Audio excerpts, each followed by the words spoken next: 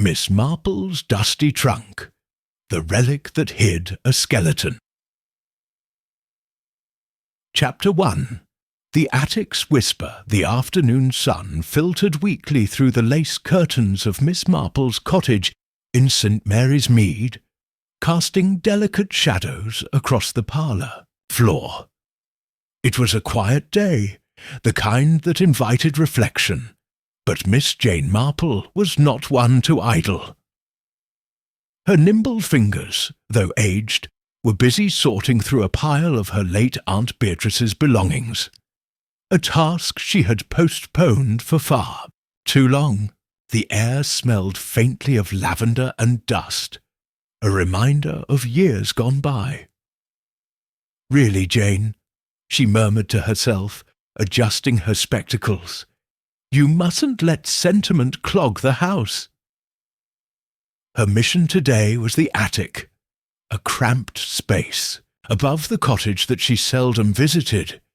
It was a repository of forgotten things, trunks, hat boxes, and yellowed letters tied with fraying ribbon. Aunt Beatrice, a woman of peculiar habits and a penchant for hoarding, had left behind a lifetime's worth of curiosities. Miss Marple, ever practical, had decided it was time to clear the clutter. The attic stairs creaked under her careful steps, each groan of the wood a protest against disturbance. The air grew close as she reached the top, and a single bulb flickered to life when she tugged its cord. Dust motes danced in the light, swirling around her like tiny spectres. She surveyed the chaos. A chipped mirror propped against a wall, a dressmaker's dummy draped in cobwebs, and stacks of crates that seemed to sigh with age. Her eyes settled on a trunk in the far corner, half hidden beneath a faded quilt. It was unlike the others, smaller, made of dark wood with brass fittings, tarnished to a dull green. The lid bore a carving of initials, E.M., so worn they were nearly illegible.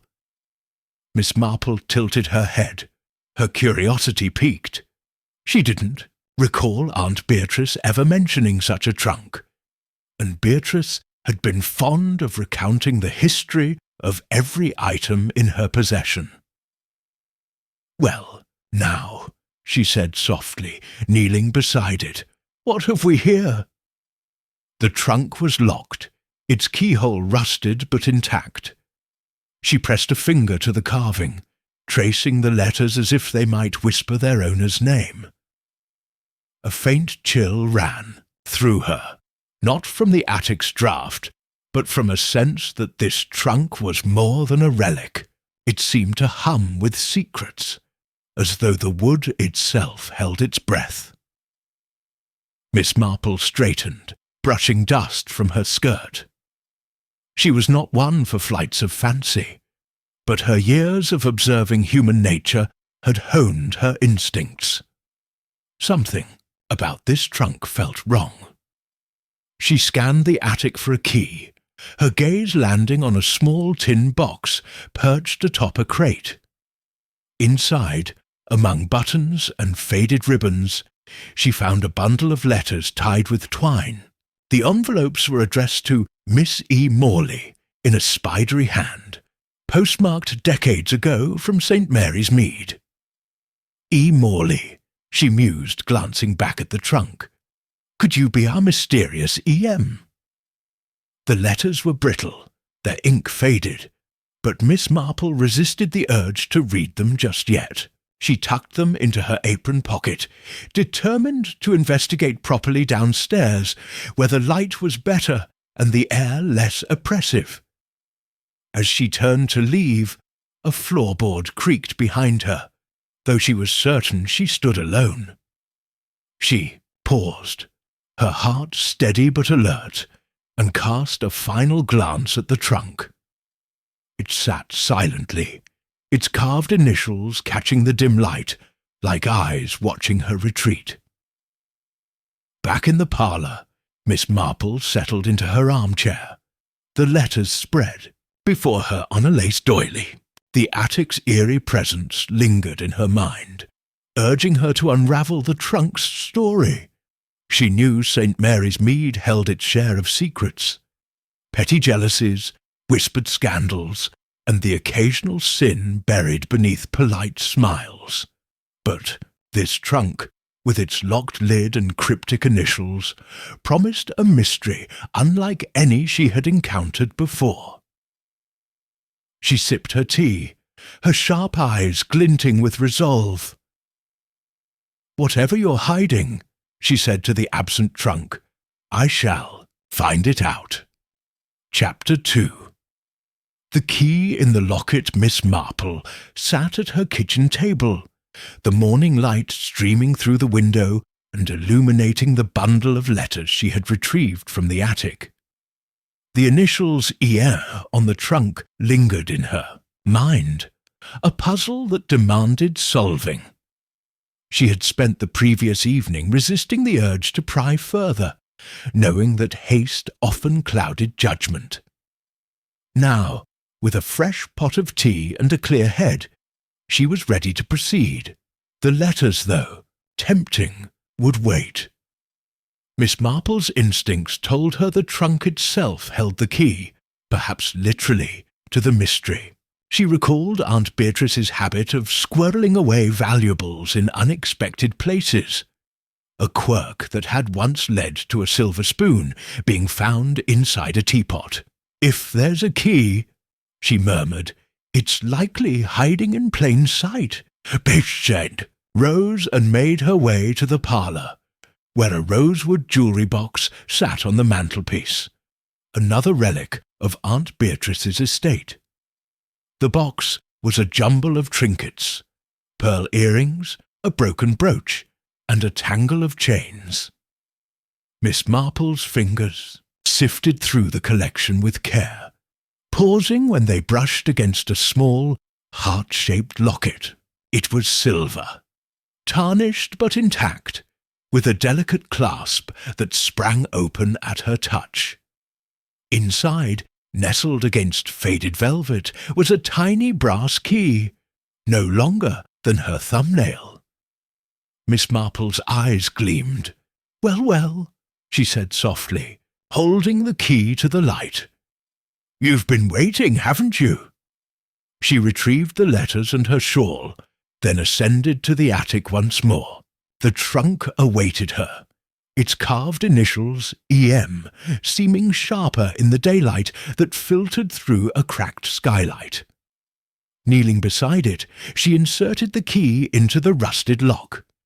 It turned with a reluctant click, as though the trunk resented being disturbed after decades of silence. The lid creaked open, releasing a musty scent of aged wood and secrets.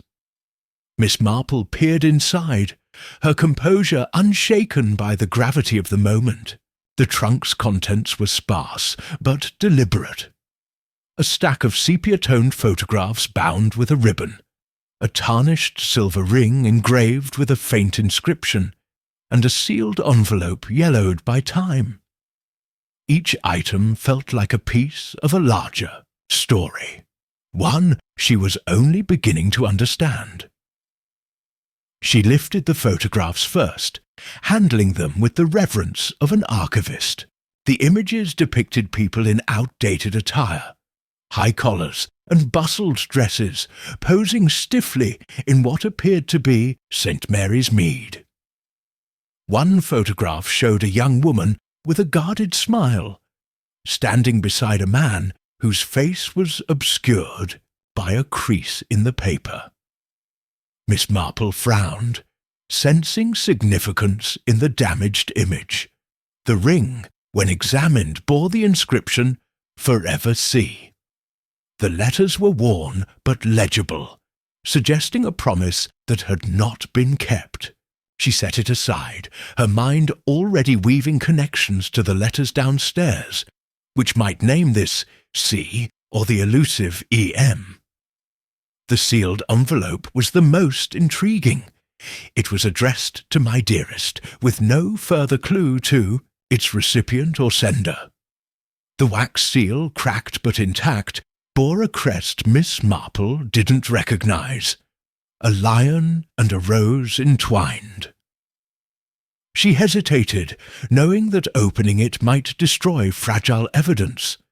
But her curiosity was tempered by caution, for now she placed it back in the trunk, deciding to consult the letters first. As she closed the lid, a faint rustle came from the attic's shadows.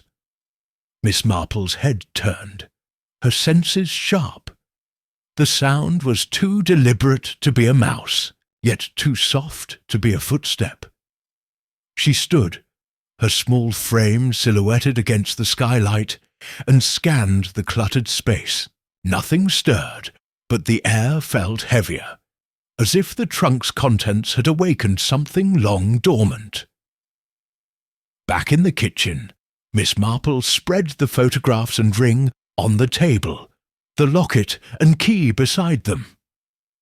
The letters from the tin box remained unopened, their postmarks to Miss E. Morley, a tantalizing link to the trunk's initials. She sipped her tea, her mind racing. The trunk was no mere heirloom. It was a vault of someone's past, perhaps someone's shame. "Who were you, E. Morley?" she mused aloud, her voice steady but laced with determination. "And what did you hide in that dusty old trunk?" She knew the answers lay in St. Mary's Mead, in the memories of its villagers and the whispers of its past. Miss Marple adjusted, her spectacles ready to unravel the thread she had just begun to pull. Chapter 3. Shadows of St. Mary's Mead. Miss Marple sat by her parlour window, the photographs from the trunk spread across the table like pieces of a shattered mirror. The morning was crisp, with the scent of dew-soaked roses drifting through the open pane. Her tea had gone cold, but her mind was alight, piecing together the faces and places captured in the sepia images. St. Mary's Mead, her quiet village, stared back at her from decades past, its familiar lanes and cottages frozen in time. The young woman with the guarded smile appeared in several photographs, often alone, her eyes holding a weight that belied her youth. In one, she stood by the village green, the old oak tree behind her still recognizable despite the years. Another showed her near the church, her hand resting on a gate that Miss Marple knew had been replaced after a storm in the 20s. The man with the obscured face appeared only once, his features lost to that maddening crease. Miss Marple's fingers traced the damage, as if willing it to yield its secret. "St. Mary's Mead," she murmured, her voice soft but sharp. "You've never been as innocent as you seem."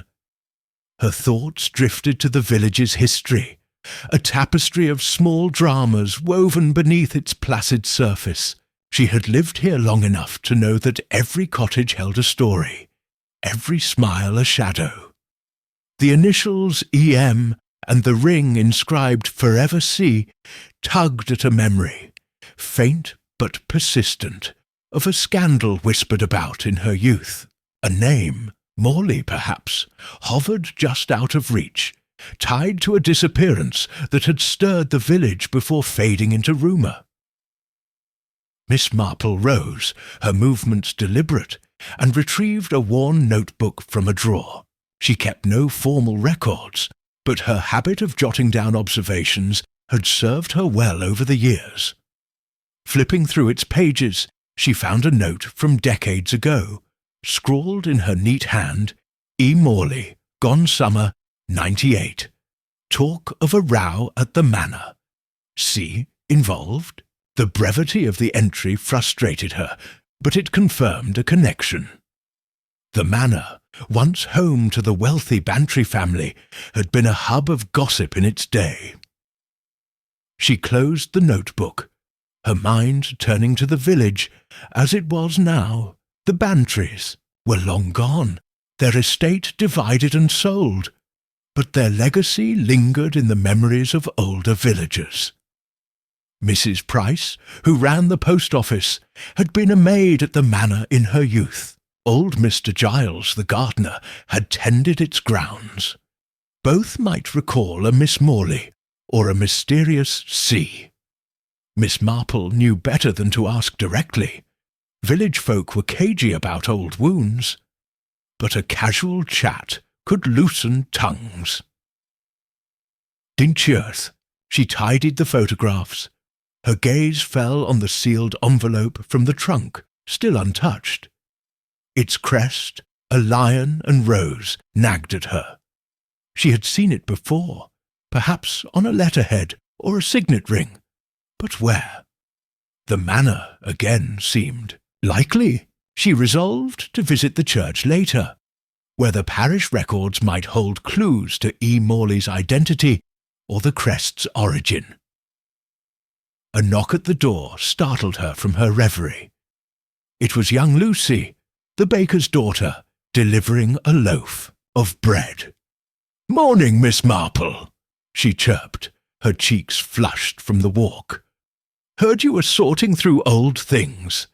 Find anything exciting?" Miss Marple smiled, her eyes twinkling. "Oh, just dust and memories, my dear, though St. Mary's Mead does have a way of keeping secrets." Lucy laughed, oblivious to the weight of the words, and left with a wave. Miss Marple watched her go, her mind returning to the photographs. The village green, the church, the manor, they were more than settings in old images.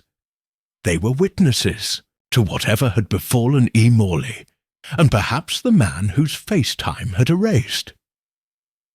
She donned her coat and hat, tucking the photograph of the woman by the oak tree into her pocket. A walk through the village would clear her thoughts and, with luck, stir a memory or two. St. Mary's Mead might play the part of a sleepy hamlet, but Miss Marple knew its shadows held stories waiting to be told. As she stepped onto the lane, the wind carried a faint whisper, as if the village itself were urging her on. Chapter 4. The skeleton's secret. Miss Marple stood in the dim light of her attic, the trunk open before her like a Pandora's box. It was late afternoon.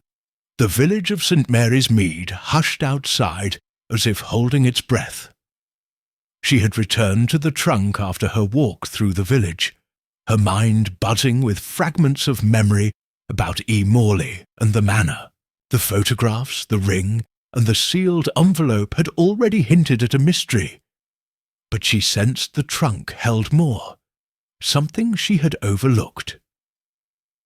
Her fingers, steady despite the attic's chill, traced the inner lining of the trunk's lid. The wood was smooth, but a faint seam caught her attention, barely visible in the grain. She pressed gently, and a soft click echoed in the silence. A hidden panel sprang open, revealing a shallow compartment no larger than a shoebox. Inside lay a small skeleton, its bones delicate and eerily pristine, wrapped in a tattered scrap of cloth. Miss Marple's breath caught, but her composure held. She had seen death before, natural and otherwise, but this was different. The skeleton was tiny, perhaps that of a child or a small adult, its bones arranged with care, as if laid to rest rather than discarded. The cloth, once fine linen, was stained and frayed, clinging to the bones like a shroud. "Well," she said softly, her voice steady, "you are a surprise." She knelt closer, her sharp eyes scanning the find. The skull was intact, its empty sockets staring upward. A few strands of dark hair clung to it, brittle but preserved. The cloth bore traces of embroidery. Faint initials, perhaps, though too worn to read. Miss Marple resisted the urge to touch, knowing that every detail might be a clue. Instead, she fetched a notebook from her apron pocket and began sketching the skeleton's position, noting its size and the compartment's dimensions. Her thoughts raced. A skeleton hidden in a locked trunk, buried in a secret compartment, suggested deliberate concealment. Was this E. Morley, or someone connected to her? The care in the skeleton's arrangement hinted at remorse, yet its secrecy screamed of guilt. Miss Marple's mind flickered to the ring inscribed Forever C. A lover, perhaps, or a betrayer? She needed an expert's eye, but discretion was paramount. St. Mary's Mead thrived on gossip, and a skeleton would set tongues wagging. Dr. Haydock, a trusted friend and the village physician, was her best option. He had a scientific mind and a tight lip, qualities she valued. She closed the trunk, ensuring the panel snapped shut, and descended to the parlour to pen a note. "Dear Dr. Haydock," she wrote, her handwriting precise, "I've come across an unusual find while sorting Aunt Beatrice's things. Your expertise would be most welcome. Might you call tomorrow morning? Yours, Jane Marple." She sealed the note and entrusted it to young Tommy, the postman's son, who promised to deliver it before supper. As she watched him pedal down the lane, Miss Marple returned to the trunk's contents on her kitchen table. The photographs, the ring, and the sealed envelope. The skeleton cast a new light on them, transforming curiosities into evidence. She picked up the photograph of the young woman by the oak tree, studying her guarded smile. "Did you know about this?" she murmured. The woman's eyes seemed to hold a secret, one Miss Marple was determined to uncover. The envelope, with its lion and rose crest, beckoned, but she set it aside. Opening it now might damage its contents, and she needed Dr. Haydock's input before proceeding. As dusk settled over St. Mary's Mead, Miss Marple lit a lamp and sat by the fire, her knitting in hand. The click of her needles was a steady rhythm, grounding her thoughts. This skeleton was no mere relic. It was a person, someone's tragedy hidden in her attic. E. Morley, the manor, the ring, they were threads in a tapestry of betrayal, and she would unravel them, stitch by stitch. A faint creak from the attic made her pause, her needles still. It was likely the house settling, but Miss Marple's instincts prickled. She set her knitting down, her gaze fixed on the ceiling. "Whoever you were," she said to the silent bones above, "I'll find your story." Chapter 5. The Letter. That burned Miss Marple sat at her kitchen table, the lamplight casting a warm glow over the artefacts from the trunk. The photographs, the tarnished ring, and the sealed envelope with its lion and rose crest. The skeleton in the attic weighed heavily on her mind, its delicate bones a silent plea for answers. Dr. Haydock would arrive in the morning to examine it, but tonight her focus was the envelope. Its wax seal, cracked but intact, seemed to guard, a truth she could no longer ignore.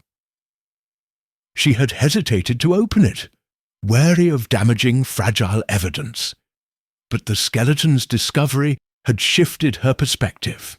The envelope, addressed to "My Dearest" in a faded hand, might hold a confession, a name, or a motive, something to explain the bones hidden in her attic. Miss Marple adjusted her spectacles, her fingers steady as she reached for a letter. "Opener? Carefully now," she murmured, sliding the blade beneath the seal. The wax yielded with a soft snap, and she eased the flap open, revealing a single sheet of paper, brittle as autumn leaves. The air seemed to still as she unfolded it, her eyes scanning the first few words. "I cannot bear the weight of what we've done." Before she could read further, the paper began to disintegrate. Tiny flakes of ash drifted to the table, the ink blurring as the letter crumbled under the touch of air. Miss Marple gasped, her hands hovering uselessly as the words vanished. In moments, all that remained were fragments, scattered syllables on charred scraps. She gathered them with care, her heart sinking, but her resolve unbroken. "Well," she said, her voice tinged with frustration, "that was unexpected." She leaned closer, peering at the remnants.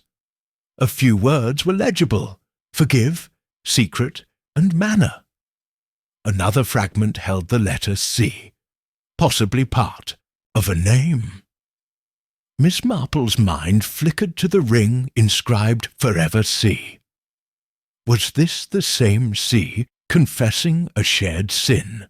The mention of the manor reinforced her suspicion that the Bantry estate was central to the mystery.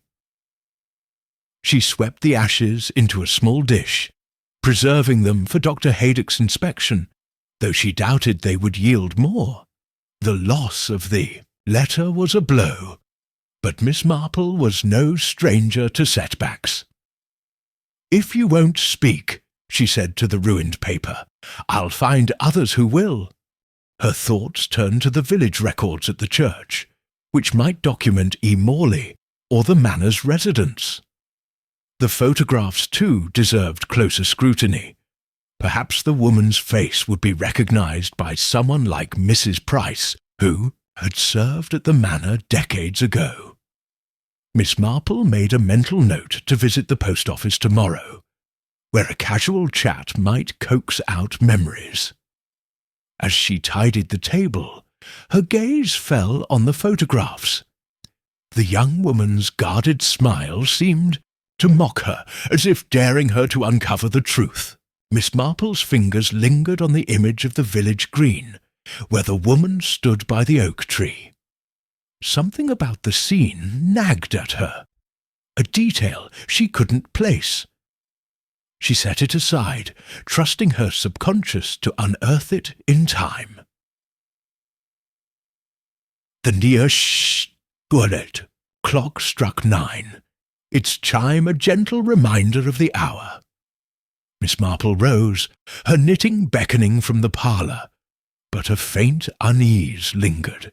The skeleton, the letter's ashes, the trunk's secrets. They were pieces of a puzzle that felt alive, as if St. Mary's Mead itself were watching her progress. She glanced at the ceiling, half expecting another creak from the attic, but the house was silent. She settled by the fire, her needles clicking rhythmically. The letter was gone, but its fragments had given her a thread to follow. Manor. Secret. They were clues, however faint, pointing to a betrayal long buried. Miss Marple's eyes gleamed with quiet determination. "I'll have your story yet," she said to the absent E. Morley, "even if I must dig through every shadow in this village." Chapter 6. The Vicar's Uneasy Tale, Miss. Marple walked briskly along the lane to St. Mary's Mead's church, her sensible shoes crunching on the gravel. The morning was bright, with a crisp breeze that carried the scent of blooming lilacs. Her visit to the vicar, Mr. Clement, was no spur-of-the-moment decision. The ashes of the letter, with their fleeting mention of manor and sea, had sharpened her focus on the village's past, and the church with its records and its keeper, was a logical next step. The vicarage stood beside the church, a modest house with ivy creeping up its stone walls. Miss Marple knocked, and Mrs. Clement, a cheerful woman with flour-dusted hands, ushered her inside. "Oh, Miss Marple, come for a chat. Leonard's in his study, fretting over Sunday's sermon." "Just a quick word, if he's not too busy," Miss Marple replied, her smile disarming.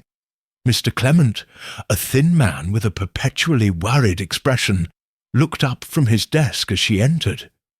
Papers were scattered before him, but his eyes betrayed a distraction deeper than sermon writing. "Miss Marple," he said, rising, "a pleasure.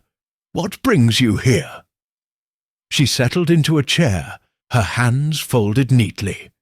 "I've been sorting through Aunt Beatrice's things," she began, her tone light. "Old letters, photographs, reminders of the village's history. It got me thinking about St. Mary's Mead in the old days. You've been here a good while, haven't you? Ever hear tales of strangers passing through?" The vicar's face tightened, a flicker of unease crossing his features. He adjusted his spectacles, buying time. "Strangers? Well, villages like ours see travellers now and then. Nothing remarkable, I suppose." Miss Marple tilted her head, her eyes gentle but piercing. "Oh, I was thinking of something specific. Decades ago, perhaps. Someone who came and didn't leave. There were whispers, you know, when I was younger, about the manor, or a Miss Morley." Mr. Clement's fingers twitched, knocking a pencil to the floor. He stooped to retrieve it, his movements jerky. "Morley," he said, his voice a touch too high. I don't recall the name. The manor, though. Well, the Bantrys were always stirring gossip." She nodded, encouraging him to continue, her silence a subtle prod. The vicar sighed, his shoulders sagging as if a weight had settled there. "There was a story," he said at last, his words slow. "Long before my time as vicar, mind you, but my predecessor mentioned it. A man, a stranger, came to St. Mary's. Mead, must have been the late 90s. Stayed at the manor, or so they said. Quiet fellow, kept to himself. Then one day he was gone. No trace, no word. Folk thought he'd moved on, but—" "But," Miss Marple prompted, her voice soft as a whisper. Mr. Clement glanced at the door, as if fearing eavesdroppers. "There were rumours," he continued, barely audible. "Some said he'd crossed someone at the manor, a Bantry, or one of their circle. A quarrel, perhaps. My predecessor swore he saw the man leave the church one night, looking shaken, but never saw him again. He felt guilty, you see. Thought he should have asked questions." Miss Marple's eyes gleamed, though her expression remained serene. "How curious," she said, "and no one knew his name." The vicar shook his head. "Not that I heard, just the stranger. The manor folk didn't talk and the village moved on. Stories fade, Miss Marple." "Some do," she agreed, rising. "Thank you, Mr. Clement. You've been most helpful." As she stepped into the sunlight, the vicar's hesitation lingered in her mind. He knew more, or suspected more, than he'd let on. The stranger's tale, tied to the manor, echoed the fragments of the burned letter and the skeleton in her attic. Was this man the skeleton, or its keeper? And what role did E. Morley, or the mysterious C, play? Miss Marple paused by the church gate, glancing at the weathered tombstones. The parish records, stored in the vestry, might name the stranger or confirm E. Morley's presence in the village. She resolved to ask Mr. Clement's permission to browse them, framing it as genealogical curiosity to ease his nerves. As she walked home, the village seemed to watch her, its cottages silent but heavy with history. The skeleton, the trunk, the manor, they were pieces of a puzzle, and the vicar's tale had added a new edge. Miss Marple's lips curved in a faint smile. "You can't hide forever," she murmured to the absent stranger. "Not from me." Chapter 7. The Ring of Regret. Miss Marple sat in her parlour, the tarnished silver ring from the trunk glinting faintly under the lamplight. The inscription, "Forever See," was a whisper from the past, a promise that seemed to carry more sorrow than devotion.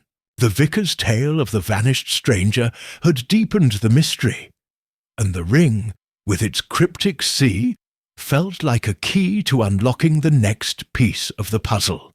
Outside, St. Mary's Mead slumbered under a twilight sky, but Miss Marple's mind was far from rest. She turned the ring over in her fingers, noting its weight and the faint scratches that spoke of years of wear. It was no trinket. The craftsmanship suggested wealth, or at least aspiration. Her thoughts returned to the manor, once home to the Bantry family, whose name had surfaced in the vicar's story, and the ashes of the burned letter. The Bantrys, she recalled, had been pillars of the village until scandal and debt eroded their legacy. Miss Marple rose and fetched an old address book from a drawer, its pages filled with names and notes from her years in St. Mary's Mead. She flipped to B, her finger pausing on Bantry, Coll Arthur, and Mrs. Dolly. The couple had left the village long ago, but their time at the manor overlapped with the stranger's disappearance and E. Morley's presence. More intriguingly, their daughter, Clara Bantry, would have been a young woman then, a C who might have worn such a ring. "Clara," Miss Marple murmured, testing the name. She remembered Clara as a spirited girl, beautiful but headstrong, whose engagement to a wealthy suitor had been the talk of the village, until it wasn't. The details were hazy, but whispers of jealousy and a rival suitor had circulated, fading only when Clara left St. Mary's Mead abruptly. To confirm her suspicions, Miss Marple needed more than memory.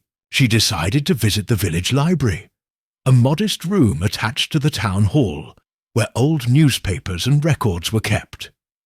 The Bantry's fall from grace had surely left a paper trail. Society pages, perhaps, or notices of sales when the manor was divided. The next morning she made her way to the library, her straw hat shielding her from the spring sun. Miss Weatherby, the librarian, greeted her with a nod. "Looking for something particular, Miss Marple?" "Just indulging a bit of nostalgia," she replied, her smile deflecting curiosity. "Old village news from the Bantry days?" Miss Weatherby pointed her to a stack of bound newspapers, their pages yellowed but intact. Miss Marple settled at a table, her fingers leafing through the brittle sheets. She found what she sought in an 1898 edition, a glowing article about Clara Bantry's engagement to Edward Langley, a landowner from a neighbouring county. The announcement was lavish, but a later issue, dated months after, mentioned the engagement's quiet dissolution, with no explanation. More telling was a gossip column tucked in a subsequent paper, its tone veiled but sharp. "Certain young ladies at the manor have set tongues wagging, with whispers of a rival heart causing discord. One wonders what treasures change hands in such affairs." Miss Marple's eyes narrowed. A ring, perhaps, given in passion and reclaimed in regret. She jotted down the names: Clara, Edward, and the unnamed rival. The ring C could belong to Clara, but it might also point to the rival, or even another figure tied to the manor. The skeleton, the stranger, E. Morley. They swirled in her mind, connected by threads of greed and betrayal. Clara's departure from St. Mary's Mead, she noted, coincided with the stranger's disappearance.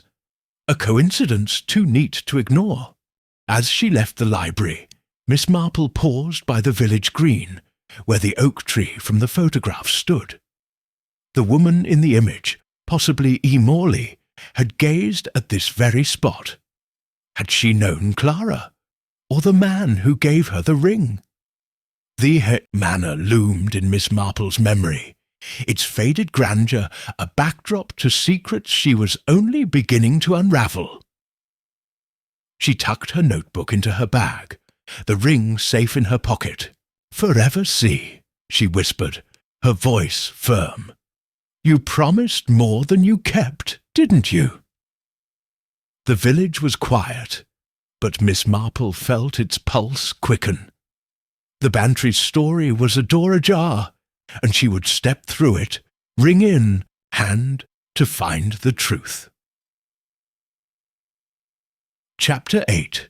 Whispers in the tea-room. Miss Marple stepped into the Rose and Crown tea-room, the bell above the door chiming softly. The air was warm with the scent of scones and brewing tea, and the hum of conversation filled the cosy space. It was mid-afternoon in St. Mary's Mead, a time when the village's matrons gathered to trade news over teacups. Miss Marple, with her unassuming air and neatly pinned hat, blended effortlessly into the scene, though her sharp eyes missed nothing. She chose a table near the window, close enough to a group of older women whose animated chatter carried across the room. Mrs. Price, the former maid from the manor, was among them, her voice rising as she recounted a tale of her youth. Miss Marple ordered a pot of Earl Grey and a slice of Victoria sponge, her knitting bag at her side as a prop to deflect attention. She opened her needles, her fingers moving automatically while her ears tuned to the gossip.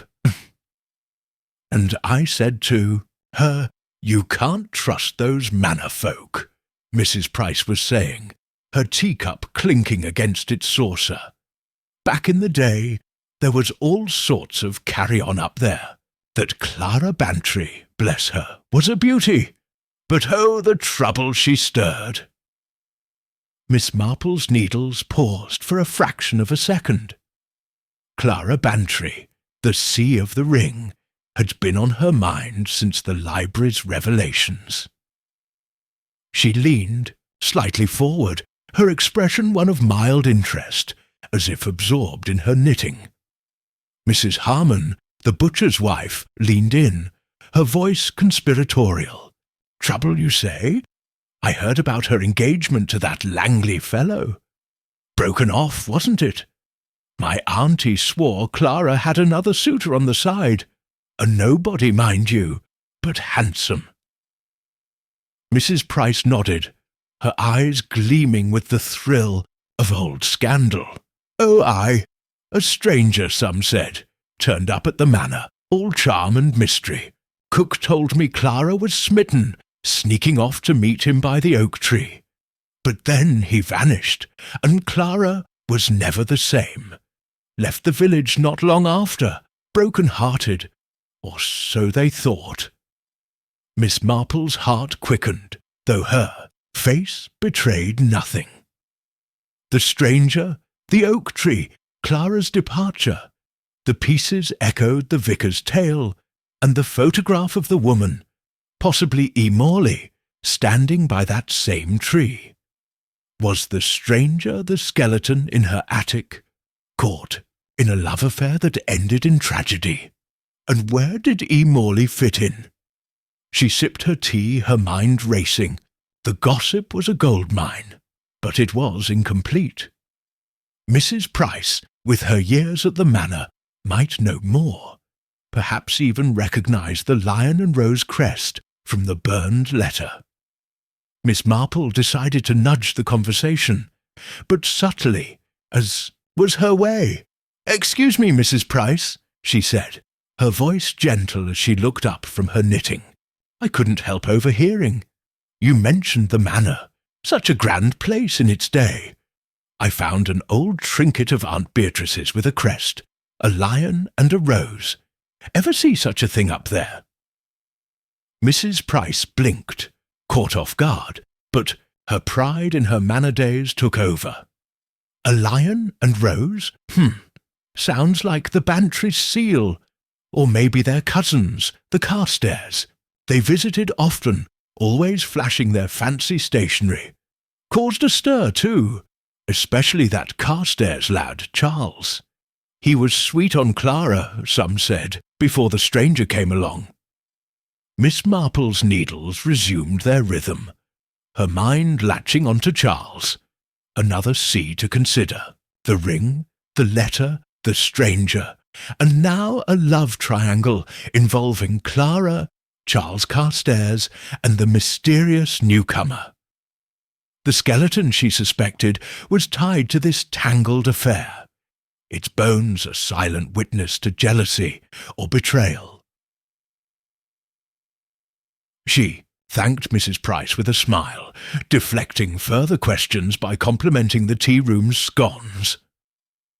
As the women returned to their chatter, Miss Marple finished her tea, her thoughts coalescing. The oak tree, a meeting place for Clara, and the stranger deserved a closer look. Perhaps it held a carving or a hidden mark, as lovers' trees often did, and the church records, which she still planned to check, might confirm Charles Carstairs' presence, or E. Morley's role. As she left the tea-room, the bell chiming behind her, Miss Marple felt the weight of the ring in her pocket. "Forever, see," she murmured, her voice soft but resolute. "You loved and someone paid for it, but who?" The village green lay ahead, the oak tree's branches swaying in the breeze. Miss Marple's steps quickened, her mind as sharp as the needle in her bag. St. Mary's Mead's whispers were growing louder, and she was listening. Chapter 9. The gardener's confession. Miss Marple stood in her garden, the late afternoon sun casting long shadows across the rose beds. The air was thick with the scent of freshly turned earth, and the village of St. Mary's Mead seemed to hum with quiet secrets. Her visit to the tea-room had sharpened her focus on the oak tree and the tangled love affair involving Clara Bantry, the stranger, and Charles Carstairs. But another name had surfaced in her thoughts: old Mr. Giles, the gardener who had tended her aunt's grounds, and the manors, decades ago. Mr. Giles, now stooped and silver-haired, was weeding a patch of lavender nearby, his gnarled hands deft despite his age. Miss Marple had known him since she was a girl, and his loyalty to Aunt Beatrice had always been tempered by a quiet reserve. If anyone had seen something odd near the cottage, perhaps near the attic where the trunk was found, it would be him. "Mr. Giles," she called, her voice warm but deliberate. "Might I trouble you for a moment?"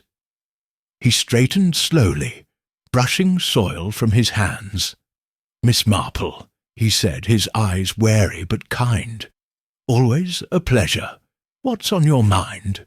She gestured to a bench beneath the apple tree, inviting him to sit.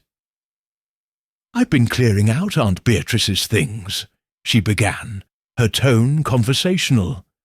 "Found some old keepsakes in the attic, a trunk, letters, that sort of thing. It got me thinking about the old days, when you worked here and at the manor. Ever notice anything unusual around the cottage?" Mr. Giles's face tightened. his fingers fidgeting with the brim of his cap. He glanced at the cottage, his gaze lingering on the attic window, half hidden by ivy.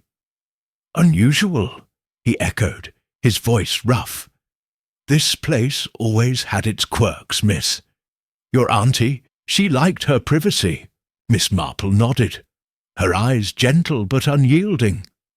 "Oh, I know, but I was thinking of something specific.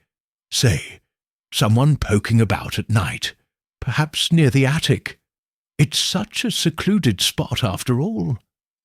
The gardener's shoulders sagged, as if a long-held burden had shifted.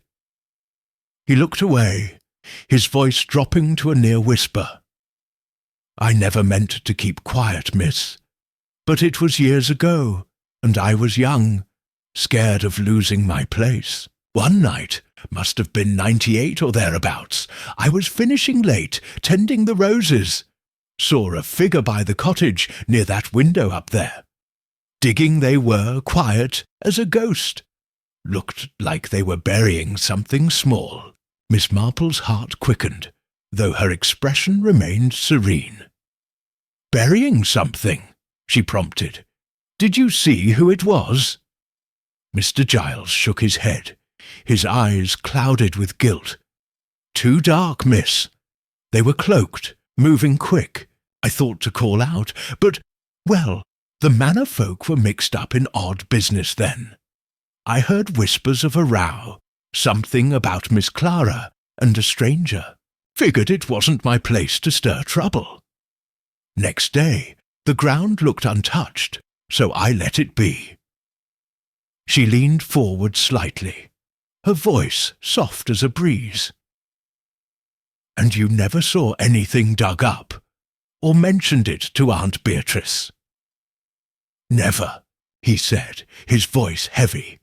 "But it's weighed on me, miss. When your aunt passed, I wondered if I should have spoken. If that trunk you found, if it's tied to what I saw." Miss Marple placed a reassuring hand on his arm. "You've spoken now, Mr. Giles, and that's what matters. No need to fret. I'll sort it out." As he returned to his weeding, his relief palpable, Miss Marple's mind raced. The attic window overlooked a narrow strip of earth, now overgrown with ivy. The trunk, with its hidden skeleton, might have been buried there before being moved, inside, perhaps by Aunt Beatrice or someone else. The timing, 1898, aligned with Clara's broken engagement, the stranger's disappearance, and E. Morley's letters. Was the skeleton the stranger, buried in haste after a quarrel? Or was it another victim of the manor's secrets? She resolved to inspect the ground beneath the window herself, though she doubted much evidence remained after decades. The church records, still unchecked, might also shed light on the stranger or Charles Carstairs. And Mr. Giles's mention of a cloaked figure suggested a living accomplice, someone who knew what the trunk concealed. As she walked back to the cottage, the attic window caught her eye, its glass glinting like a watchful eye. "You saw something, didn't you?" she murmured to the absent figure. "And I'll find out what." Miss Marple's knitting awaited her indoors, but her thoughts were far from idle. The gardener's confession had cracked open a new door, and she was ready to step through, skeleton and all. Chapter 10. The Relic's Curse Miss. Marple sat in the village hall, her knitting needles clicking softly as the Women's Institute meeting buzzed around her. The room was abuzz with chatter, but a new undercurrent had emerged in St. Mary's Mead. Whispers of a curse tied to the old trunk she had found in her attic. The rumour, sparked by young Tommy's gossip about her strange find, had spread like wildfire, fuelled by the village's love for the dramatic. Miss Marple, ever observant, saw an opportunity in the superstition. Mrs. Harmon, the butcher's wife, leaned across the table, her voice low but eager. "They're saying it's cursed, Miss Marple, that trunk of yours. My cousin swears anything from the manor brings bad luck. You know how the Bantrys fell on hard times after all that scandal." Miss Marple smiled, her eyes twinkling behind her spectacles. "Oh, village tales do grow in the telling, don't they? It's just an old trunk full of dust and memories, though I suppose some might fear what's inside." Her words were deliberate, a gentle prod to stir reactions. She watched the room closely, noting who flinched or looked away. Mrs. Price, the former manor maid, busied herself with her teacup, her fingers trembling slightly. Miss Hartnell, a spinster with a penchant for gossip, leaned forward, her eyes wide. "I heard it's got relics from the manor," she said. "My gran told stories of a cursed relic hidden by the Bantrys, something that ruined anyone who touched it." Miss Marple tilted her head, her expression one of polite curiosity. "A relic, you say? How intriguing. I found a ring and some letters, but nothing so grand as a curse. Though I suppose the manor's history does lend itself to such tales." The room erupted in murmurs, and Miss Marple noted a new face in the crowd. Mr. Travers, a retired clerk who had once worked for the Bantry Estates solicitor. His face paled at the mention of the manor, and he excused himself abruptly, muttering about an errand. Miss Marple filed his reaction away, suspecting he knew more about the Bantrys or the stranger than he let on. She steered the conversation, deftly planting seeds of doubt about the curse while encouraging speculation. "If there's a curse," she said lightly, "it's done me no harm, but I wonder who'd start such a story. Someone with a guilty conscience, perhaps." The suggestion hung in the air, and Miss Marple watched as Mrs. Price's teacup rattled against its saucer. The former maid had served Clara Bantry, and might fear exposure if the skeleton's story came to light. Miss Marple made a mental note to speak with her privately, framing it as a chat about manor recipes to ease her nerves. As the meeting ended, Miss Marple lingered, chatting with Miss Hartnell about knitting patterns while scanning the room. The curse rumour, though nonsense, had rattled someone. Perhaps the cloaked figure Mr. Giles had seen burying something near her attic. By amplifying the tale, she hoped to flush out a suspect, someone whose fear of the relic would betray their guilt. Outside she paused by the village green, the oak tree looming in the dusk. The photograph of the woman, likely E. Morley, by that tree, the ring inscribed "Forever See," and the skeleton in her attic were no cursed relics but pieces of a human tragedy. The gardener's confession and the tea-room gossip pointed to a love affair gone wrong, possibly involving Clara, Charles Carstairs, and the vanished stranger. Mr. Travers's unease suggested he might hold a key, perhaps a legal document from the manor's sale or a record of the stranger's identity. Miss Marple adjusted her shawl, her mind as sharp as her needles. "A curse, indeed," she murmured, her voice laced with amusement. "The only curse is a secret kept too long." She headed home, resolved to check the ground beneath her attic window for traces of Mr. Giles's mysterious burial. The village might whisper of relics and ruin, but Miss Marple knew the truth lay in facts, not folklore. and she was closer to it than ever. Chapter 11. The midnight visitor Miss Marple lay awake in her bedroom, the ticking of the mantel clock a steady companion. In the dark, it was well past midnight, and St. Mary's Mead was cloaked in silence, save for the occasional hoot of an owl. The rumours of the trunk's curse had stirred the village, and her subtle nudging at the Women's Institute had set tongues wagging. She had expected a reaction, but not so soon, or so boldly. A faint scrape from downstairs broke the stillness, not the creak of an old house settling, but the deliberate sound of a window being eased open. Miss Marple's eyes sharpened, though she remained still, her breathing even. Someone was in her cottage, and she had a fair guess what they sought. The trunk in the attic, with its skeleton and secrets. She slipped from her bed, her movements silent despite her years.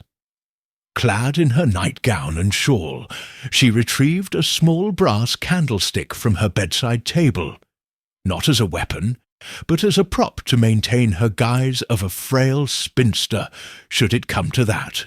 Her mind, however, was as keen as a blade. She had prepared for such a possibility, moving the trunk's key contents, the photographs, ring and ashes of the letter, to a locked drawer in her parlour, leaving the trunk itself empty, save for the hidden skeleton. Tiptoeing to the landing, she peered down the stairs. A shadow moved in the parlour, barely visible in the moonlight filtering through the lace curtains. The intruder was cautious, their steps muffled, but Miss Marple caught the faint clink of metal. A tool, perhaps, or a key. They were searching, likely for the trunk or its treasures. She considered her options. Confrontation was unwise. She was no match for a desperate intruder. Instead, she relied on her wits. The attic stairs, old and creaky, would betray anyone climbing them, and she had left a chair propped against the attic door, angled to fall with a clatter if opened. It was a simple trap, designed to startle rather than detain. As she listened, the shadow moved toward the staircase. Miss Marple retreated to her bedroom, leaving the door ajar, and positioned herself by the window, where she could see the garden below. If the intruder fled, she might catch a glimpse of their silhouette. Her heart beat steadily, her calm honed by years of unravelling human nature's darker threads. A soft thud came from the attic, followed by the unmistakable crash of the chair. The intruder had taken the bait. Footsteps scrambled downstairs, hurried now, and Miss Marple glimpsed a cloaked figure darting through the parlour and out the open window. They vanished into the night, leaving only the rustle of leaves in there. Wake! She lit a candle and descended, her candlestick in hand. The parlour was undisturbed save for a drawer slightly ajar. Her decoy, filled with old receipts to mislead a thief. The attic door hung open, the chair toppled, but the trunk remained untouched, its lock intact. Miss Marple smiled faintly. "You're bolder than I thought," she murmured, "but not bold enough." She righted the chair and checked the cottage, ensuring all was secure. The intruder's presence confirmed her suspicions. Someone in St. Mary's Mead feared the trunk's secrets enough to risk burglary. Mr. Travers, the nervous clerk from the Women's Institute, was a likely candidate, given his ties to the Agatha Bantry estate. Mrs. Price, with her manor memories, was another possibility, though less likely to skulk in the night. Miss Marple returned to her bedroom, but sleep was far off. The midnight visitor had raised the stakes, proving the skeleton's importance. The ring, inscribed Forever See. The photograph of the woman by the oak tree, and the gardener's tale of a buried secret, all pointed to a crime hidden in the manor's shadow. She resolved to confront Mr. Travers discreetly, perhaps with a visit to his cottage under the guise of borrowing a book. As dawn crept over the village, Miss Marple sat by her window, her knitting untouched. The intruder had come for the trunk, but they had left her with something more valuable: certainty. "You've shown your hand," she said to the absent figure, her voice soft but resolute, "and I'm not done playing mine." Chapter 12. The truth in the mirror. Miss Marple sat in her parlour, the morning light streaming through the window and illuminating the artefacts from the trunk. The photographs, the tarnished ring inscribed Forever See, and the dish of ashes from the burned letter. The midnight visitor had confirmed the trunk's significance, and her subsequent inquiries, discreet chats with Mr. Travers, and a visit to the church records, had brought her tantalizingly close to the truth. The skeleton in her attic, she sensed, was no longer a mystery, but a story waiting to be told. She spread the photographs on the table, her eyes lingering on the image of the woman by the oak tree, likely E. Morley. The church records had confirmed an Ellen Morley, a governess at the Bantry Manor in 1898, who vanished the same summer as the stranger mentioned by the vicar. Mr. Travers, flustered during her visit, had let slip that Clara Bantry's broken engagement to Edward Langley was followed by a hushed-up scandal involving a lowly tutor who disappeared. The pieces, Ellen, Clara, the stranger, and the ring, were aligning, but one detail eluded her. Miss Marple rose, her gaze drawn to the chipped mirror propped against the parlour wall, another relic from Aunt Beatrice's attic. She had brought it downstairs to clean it, but now, as she studied the photograph in its reflection, a glint caught her eye. The mirror reversed the image, revealing a faint mark on the oak tree that she hadn't noticed before. The carved initials EM plus CC, etched into the bark and nearly obscured by shadow. Her breath caught. CC. Clara Carstairs, not Clara Bantry, as she'd assumed. The ring's C belonged to Charles Carstairs, the Bantry cousin who, according to Mrs. Price, had vied for Clara Bantry's affection. The photograph, taken by someone unaware of the carving, had captured a secret love between Ellen Morley and Charles, hidden from the manor's prying eyes. Miss Marple's mind raced, weaving the clues into a coherent tapestry. Ellen Morley, the governess, had fallen in love with Charles Carstairs, a match frowned upon by the Bantrys due to her status. The ring, inscribed Forever See, was Charles's pledge to Ellen, perhaps given in secret by the oak tree. But Clara Bantry, jealous of Ellen's hold on Charles, or spurned by his indifference, had a motive to act. The stranger, possibly the tutor Travers mentioned, might have been a confidant or rival, caught in the crossfire. She recalled the gardener's confession of a cloaked figure burying something near the attic window in 1898. The skeleton, small and delicate, matched Ellen's description in the records. A petite woman in her 20s. The burned letters fragments, forgive, secret, manor, suggested a confession, perhaps from Charles, guilt-ridden after Ellen's death.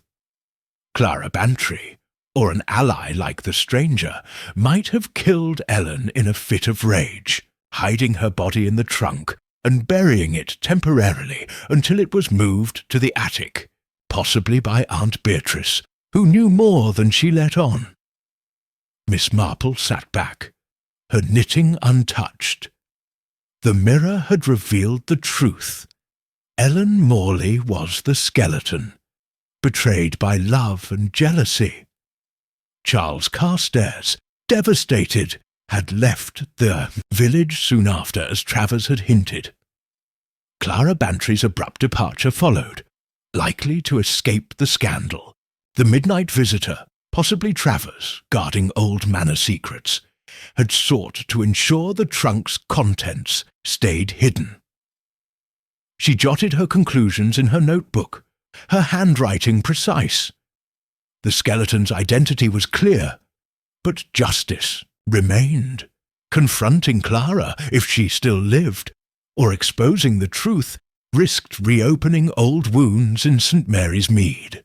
Miss Marple resolved to consult Dr. Haydock, who had examined the bones, to confirm Ellen's identity through forensic details, and to share her findings discreetly with the vicar, who might offer guidance on laying the past to rest. As she glanced at the mirror, Ellen's photograph seemed to gaze back, her guarded smile now a plea answered. "You're found, my dear," Miss Marple murmured, her voice soft but firm, "and your story will not be forgotten." Chapter 13. The Trunk's Final Rest, Miss. Marple stood in the quiet of her parlour, the late afternoon sun casting a golden glow over the now empty table, where the trunk's contents had once lain. The mystery of Ellen Morley's skeleton was solved, pieced together through photographs, a ring, village whispers, and the truth reflected in an old mirror. St. Mary's Mead, with its deceptive calm, had yielded its secrets, and Miss Marple had ensured they were handled with the care the village deserved. She had met with Dr. Haydock the previous day, sharing her findings. His examination of the skeleton confirmed it belonged to a young woman, likely in her 20s, with signs of a broken neck, consistent with a fall or a deliberate act. The delicate bones matched Ellen Morley's description from the church records. Miss Marple, trusting his discretion, asked him to prepare a report for the authorities, framing the discovery as an accidental find during her attic clearing to avoid stirring village gossip. Next, she visited Mr. Clement, the vicar, under the guise of discussing a church fundraiser. In the quiet of the vestry, she confided the truth. Ellen Morley, betrayed by jealousy, had been hidden in the trunk, likely by Clara Bantry, or an accomplice after a fatal altercation over Charles Carstairs' love. The ring, inscribed "Forever, C," was Charles's pledge to Ellen, and the burned letter his anguished confession destroyed by time. Mr. Clement, his unease replaced by resolve, agreed to arrange a quiet burial for Ellen's remains in the churchyard, under an unmarked stone to honour her without reviving the scandal. Miss Marple had tracked down Clara Bantry's fate through old letters from a cousin. Clara had died years ago, alone in a distant town, her life shadowed by regret. Charles Carstairs, too, was gone, his name absent from recent records. The midnight visitor, likely Mr. Travers protecting the Bantry legacy, had fled the village after Miss Marple's subtle inquiries, leaving behind only a nervous apology. Justice, in the traditional sense, was beyond reach, but Miss Marple knew that exposing the truth would harm the living more than it would heal the dead. She returned to the attic, where the trunk now stood empty, its hidden compartment bare. With Mr. Giles's help, she had searched the ground beneath the attic window, finding only disturbed soil, but no further clues. The trunk, once a vessel of secrets, was now just wood and brass, its carved initials EM, a faint echo of Ellen's life. Miss Marple decided to donate it to the church, where it would serve as a storage chest for hymnals, stripped of its grim history. As she closed the attic door, her thoughts turned to Aunt Beatrice. Had she known of the skeleton moving the trunk to conceal a crime she couldn't face? Miss Marple suspected so, but chose to let her aunt's memory rest, as she had let Ellen's. Some truths were better left to the shadows. Back in her parlour, she settled into her armchair, her knitting, needles resuming their familiar rhythm. The village outside was unchanged, cottages aglow, the oak tree standing sentinel on the green. But Miss Marple felt the weight of Ellen's story settle into her bones. The ring, now locked in her jewellery box, was a reminder of love's cost. The photographs, stored with her papers, a testament to her duty to remember. Secrets have a price, don't they? She murmured, her voice soft in the quiet room. But so does the truth. She glanced at the mirror, its chipped surface reflecting her steady gaze. St. Mary's Mead would go on, its surface unruffled, but Miss Marple knew its depths. The trunk was at rest, Ellen was at peace, and her own heart, though heavy, was content. The mystery was solved not with fanfare, but with the quiet justice she had always sought. As the clock chimed evening, Miss Marple's needles clicked on, weaving, order from chaos as she always did.